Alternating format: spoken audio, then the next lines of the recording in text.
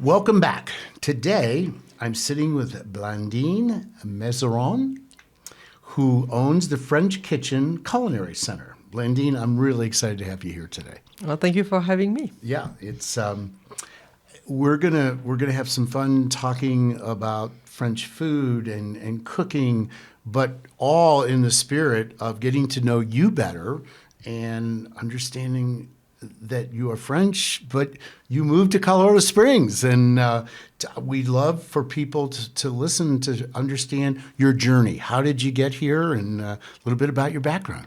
Yeah, I've always loved the United States, always wanting to move to the United States.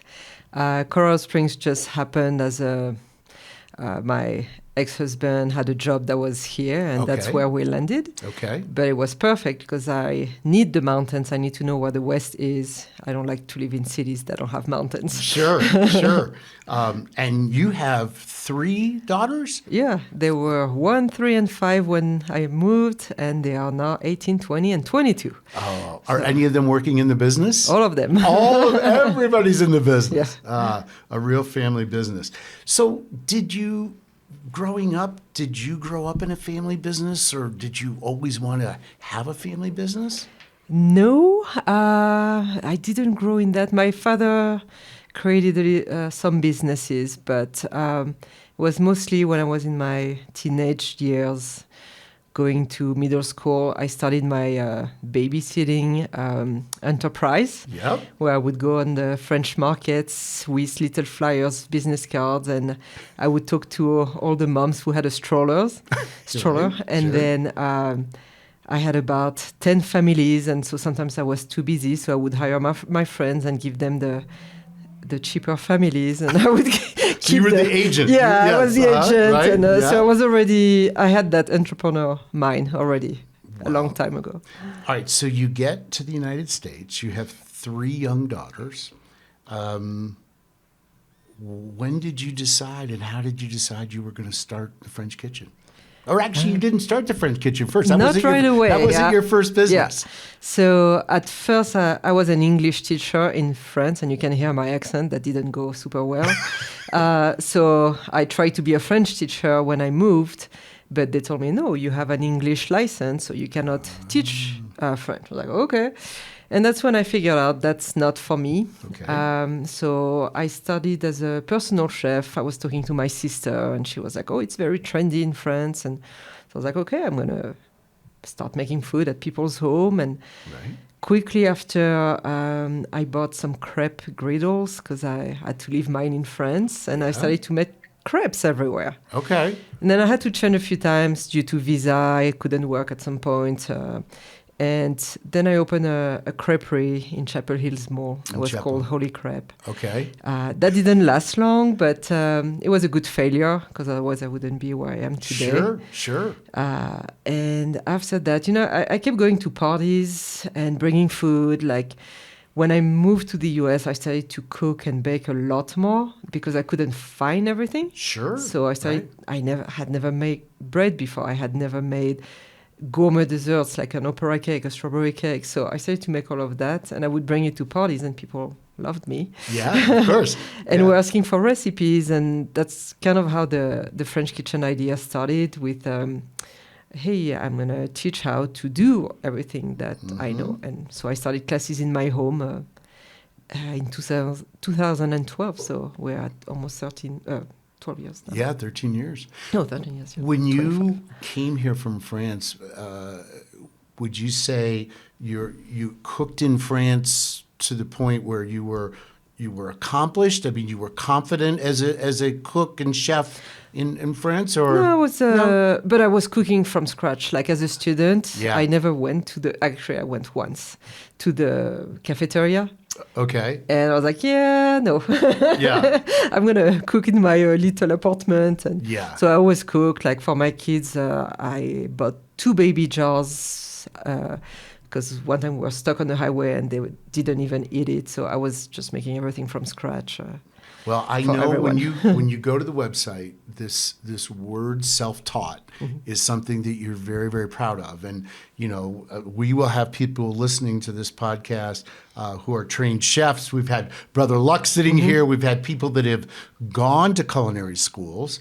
And it's not. It sounds like you're not anti-culinary school. Oh, no. But you are very much self-taught, and there's pride in that. I know, because you like to tell people that you too can cook and learn on your own on how to cook, right? Yeah, that's kind of how it started, where what I'm going to teach you is things you can easily reproduce in your home. Yep. You could go to some, like I've taken some classes in France, some cooking classes, and to be honest, I haven't reproduced much of it because everything was like either time consuming or a lot more high end. And in everyday life, that's not what I'm doing. So we have a few things that are more like, okay, time consuming, but most of what we teach is you should be able to do it on an everyday basis almost.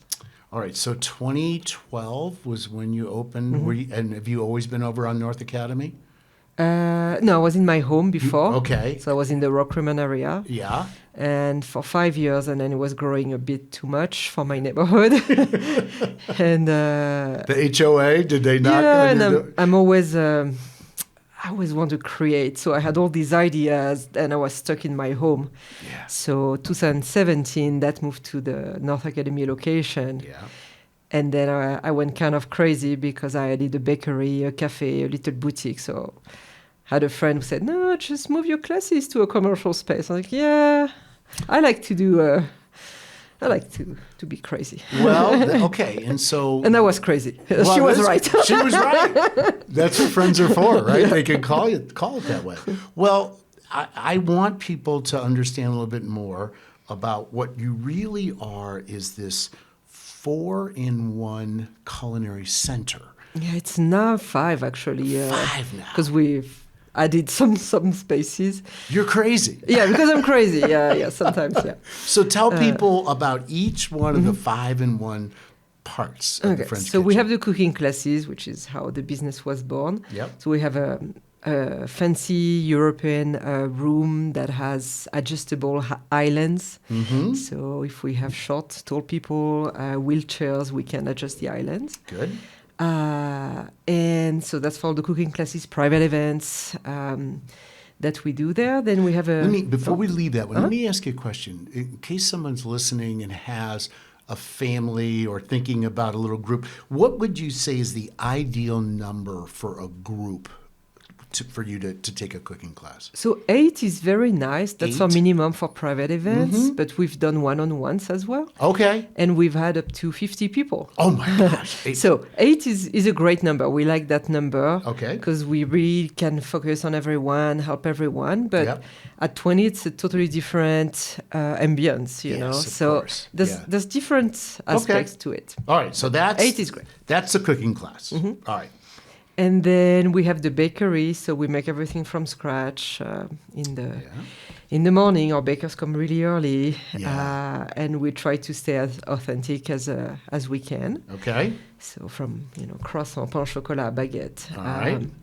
And then we have the cafe. So in the cafe, it's more of a grab and go. Yeah, grab and go, sure. You grab your items, then we can bring them to you at the table, but we're not a restaurant. Okay.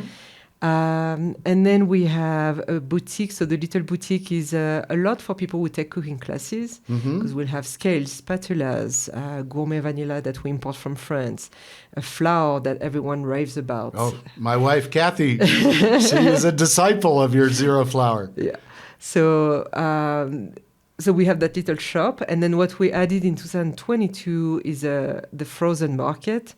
Okay. So that was kind of a COVID thing. COVID kind of led to that. Yeah.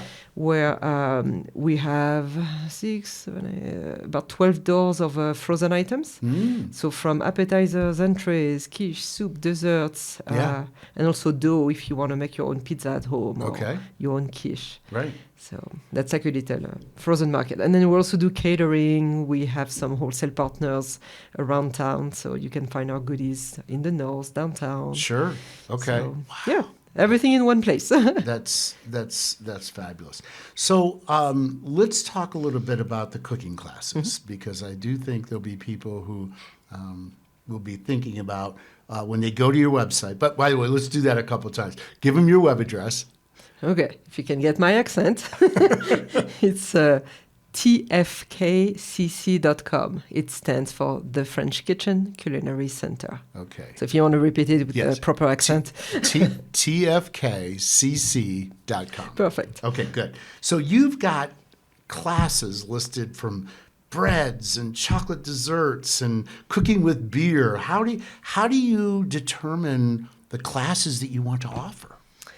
Well, we do that twice a year. We have a process. You put your calendar together? Yeah, we talk with our chefs, who are my teaching kitchen manager, Chef Nate, and we're like, okay, these chefs have these ideas, and no, we've done it in the past. We know it didn't work. Right.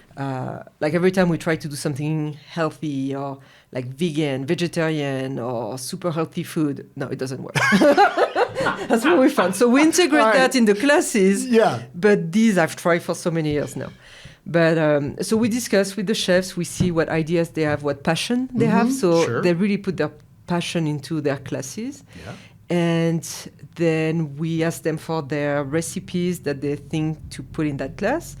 And that's when we approve or not. Okay. And so we always have new classes every year. Like the latest one was candies and confections. Yes. For Christmas. We've never done that. And when Chef Nate said that, I was like, oh, yes. And I tried his pâte de fruits, which is like fruit gummies. Okay. Like, oh my gosh, that's better than the ones we bought. So now Yeah. we're going to sell them too. So Right. there's always things that happen when we develop classes too.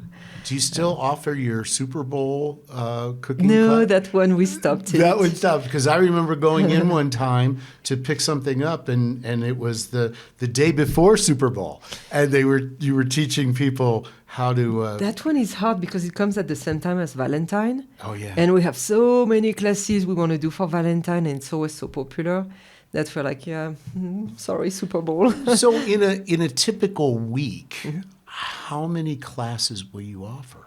So the max we can do is 21. Okay. We usually run 12 to 15 classes a week, Monday through Sunday, usually 9 a.m., 1:30, and then 5:30 p.m. Okay. And we have some that are, they're called fix and feast. So it's, instead of going to the restaurant and just eating, you can have a different experience. Okay. So it's perfect for tourists or people who just want to have a... Sure. Are there certain classes that you'll never take off, that are your most popular ones? What are those? 1 hour bread class. I've taught your it bread class. since... That was my first class. No, that was not my first class. Quiche was my first class. Okay. But I started with 5 classes only. Now we have about 100. Okay. And I was one of them. I teach it 3 times every month, and it always fills. Yeah. So that one is going nowhere. That's a staple. The macaron that Chef Nate started, same thing. That's one of his most popular classes. So. Yeah. Chef Nate, he's a special person. Yeah, he's you've met him. Right? He has a great personality, and that's awesome. Let's talk about ages. Talk about either what most of your classes would attract from an age, but how young will you go, and talk about ages. Yeah. So all of our classes are for 17 years old and plus, except when there's wine, then we're 21. Okay. But at 13 years old, you could come with an adult, so we just register 2 people. Okay. And what we do with 13 to 16, we ask them to take a few classes, like usually 2, 3, and if they're interested for the teenagers to come on their own, say we just have to see how they are in the classes. And if they're like the adults, they're passionate, and they cook at the same speed, and they're not goofing around, affecting the adults. Sure. Then we're like, okay, now you're approved to come on your own. And we have a few teenagers like that, and because we don't want to block, passion. We have some who want to become pastry chefs. Okay. So that's for this age. And then 8 to 12, we have just a few classes where they can also come with an adult, like my bread class. Okay. Chocolate desserts, cupcakes, gingerbread houses around Christmas. Nice. So there's a few like that. For Father's Day, we have a chocolate muffin. Okay. So 8 years old can come too. Oh, that's great. I would have to think, and I want to think about how I phrase this question to you. Certainly over, I'll say, the last 10 years, television has really popularized and glamorized cooking, okay, of all different types. I guess without asking you your opinion of that, has that helped your business? Do you have people who come in and say, I want to be like Chef so-and-so, or I want to be on TV someday? No, I don't have that, but I've had some who just recently, I think she was taking another class, and she told me, thank you so much, you inspired me. I always wanted to open a coffee shop, and thanks to you, last Christmas, I opened one. Oh, okay. So that's what we have. Sure. Our pastry chef was an engineer and started to take classes with us and became a VIP. And he was like, I want to stop being an engineer. I really want to be in the bakery world. And now he's our pastry chef, and he's just started by taking classes. I like that. So that's more what I see. I don't see as much the TV impact. There would have been more when we used to have kids classes. Okay. Where the Master Chef and all that. Let's play it the same way. Sure. Not necessarily for the adults. Okay. All right. That's fair. When you talked earlier about starting as a personal chef, that's what my wife Kathy did. She was a personal chef and would go to people's homes when that was very, very popular. And it's an art and a science, isn't it? Yeah. I don't know. There used to be the United States Personal Chefs Association, USPCA. I don't know if they're still around or not. But it was too much things to carry for me at one point. Oh, yeah. I prefer to have the same kitchen. There you go. All right. So you just used the term VIP. Talk a little bit about who the VIPs are. So the VIPs, that started back in my home, where I said, okay, once you take 15 classes, because people would keep coming back. So I was like, oh, okay, maybe let's do something there, a little club. So I was like, you take 15 classes, then you become a VIP. And then you'll have parties throughout the year. So we have 3 parties that they're invited to, and we do fun events. And then they know through a VIP newsletter things before other people. Sure. Or they have sometimes special discounts. If I have sometimes, like in one of my class, I have an extra batch of brioche at the end that I cannot use for the next class. Yeah. If I have a VIP, they can take it home and use that brioche. Of course. Okay. So we've built a pretty big club. We have over 200 VIPs, and that have taken at least 15 At least 15. We have several in the hundreds, and so they get a French Kitchen hoodie with a name at 100. Yeah. Oh my gosh. And now we have 2 who passed 500. Oh my gosh. Wow. But that just speaks to the power of the experience. And just I think that's wonderful, and talks about your customer base. And all right, but let's kind of change it a little bit, because we have people listening who are either visiting or they're thinking about coming, and often they think about the attractions, and maybe they'll think about the restaurants and what they want to do. So Blandine, talk about why someone who's visiting, what the experience would be like for them to come while they're here to the French Kitchen. So we actually have that quite often, where someone who is already in Colorado Springs and have visitors, either they surprise them with this experience instead of going out to a restaurant. Sure. Okay, you're still going to eat, but we're going to make it. Yeah. And then instead of just maybe an hour at the restaurant, now you have 3 hours with us, and it's something different. Right. And then we also have visitors who like to take cooking classes when they travel. Like for me, if I travel, I'm going to look for that. I'm going to look for food experiences. Yeah. And I feel it's very different from just restaurants or coffee shops and whatever you can find. Look for cooking classes when you travel, and you'll be even more immersed in, the... Sure. Now, we're French, but that's not all we teach. We teach any type of cuisine. Yeah.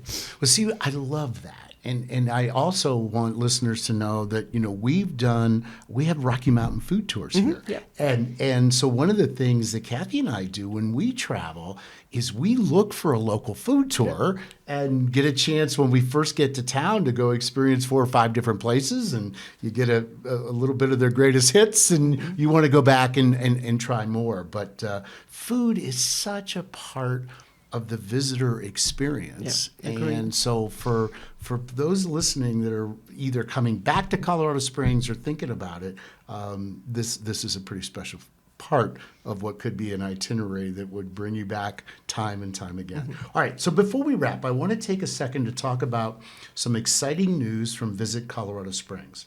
Our 2025 official vacation planner is now live. Our team works in partnership with Pikes Peak Region Attractions to put together this free planning resource each year. This year invites visitors to put together their perfect Colorado Springs mixtape, checking out offerings new and old. You can pick up your free copy at our visitor center or order online at visitcos.com/plan. I want to ask you a question about being an entrepreneur. Because, we have people who will be listening who, a lot of people think about starting their own restaurant. I can cook. I should have a restaurant. And we know how complicated and how difficult it is. I know you've told me you've got like 27 employees, right? So you've built quite a business. What advice would you give somebody who's thinking about maybe doing something where they live that would mimic or mirror what you're doing at the French Kitchen? What maybe are the top 2 lessons you've learned in being an entrepreneur? Make a business plan. And be crazy. Make a business plan. Yeah, the first business I didn't do one. And, that failed. Yeah, right, and it failed. Make a business plan. Be ready to be on a roller coaster. Yeah. You have the ups and downs, and you have to be strong and be ready to do anything to make it work. Sure. It's because I'm curious, how do you find your staff? Not necessarily your chefs, but when you look for people or someone comes in and says, I want to apply, what do you look for in the people you're going to hire? Yeah, it actually happens quite often, especially for my chef instructors. Okay. They come to us. Yeah, okay. I'm going to look for passion. Because if you don't have that passion to share your love for food, right, that doesn't really work. But then also quality of food. I'm very picky on quality everywhere I go. Yeah, of course. I prefer not to eat if it's not to my standard. And, I really look for not the fine dining, but just nice taste, nice texture. Yeah, good quality. Good seasoning, and yeah. Okay, that makes sense. Okay, good. All right, we like to ask all our guests 3 questions. All right, and you've lived here since 2008. Yeah. So I think you're going to do okay with these. All right, first one. In 3 words, describe Colorado Springs.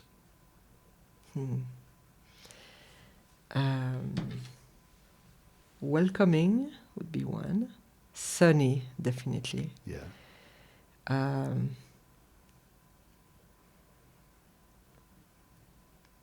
I have 3 words to say one word. I love the size. The size. The size. Yeah. Of the city. Yeah, we're like a middleweight. It's not too small. It's not too big. Yeah. So it's just perfect. Okay, that's well said. Okay. Do you have a favorite hidden gem somewhere in the Pikes Peak region that you like to go to just clear your head and get away? Well, I bike. You bike? So where do you love to bike? So I go all around town, but when I like to, it's not hurt myself, but push really hard when, especially on the down of the roller coasters. Right. So if you go to Manitou Springs, with all the hills there, or Peregrine, the hills there too. So I try to find the hills, so it's really hard. Yeah, it's a good workout And for the you. views are gorgeous. Yeah, very, very true. All right, so in all the years you've lived here, do you still have something on your bucket list that you have not done that you In want Colorado Springs? Yeah. Yeah, actually, there's one. I don't think I'm ready yet, but so I still want to hike up Pikes Peak. Okay. I biked it last year Oh, you did? with Annie bike, but I still biked Okay. it. Yeah. But I haven't hiked it. You've not hiked No. Pikes Peak. So Yeah. I'm better on a bike than hiking. Well, and most people, if you're listening, will hike up Pikes Peak, and then they'll either take the cog down, Which or I'm fine. they'll have a friend meet them up there and drive them down. But you're right, we have a lot of people, and there's different ways to get to the top of Pikes Peak. But that's on your list, on your bucket list. I love that. Well, Blandine, thank you for being here. Please you so tell much. listeners all the ways that they can find you and follow you. Again, I will say it for you. It's tfkcc.com. Yeah. Give your street address. So we're at 4771 North Academy Boulevard Okay. on the Flint Ridge side, The Flint Ridge side. not the Academy side. And there's a French flag outside. Okay. Okay. And people, are you on Instagram? Can people follow you on social media? We're on Instagram, Facebook. We do more Facebook. Definitely, we do a lot there. Okay. New offer, class openings, Yeah. discounts. Yeah. Well, and you have a great blog. Your blog Blog is for traveling. yeah, for traveling. When yeah. I travel. But that's great because I just think that for anybody who reads your blog, they'll get a sense of what you like to do and what you like to bring back to the French kitchen. So, well, listeners, I hope you've enjoyed this. I hope that you'll think seriously about putting the French kitchen on your itinerary trip. And if you live here and you invite friends and family to come visit, include the French kitchen in your itinerary. So, Blandine, thank you. Merci beaucoup.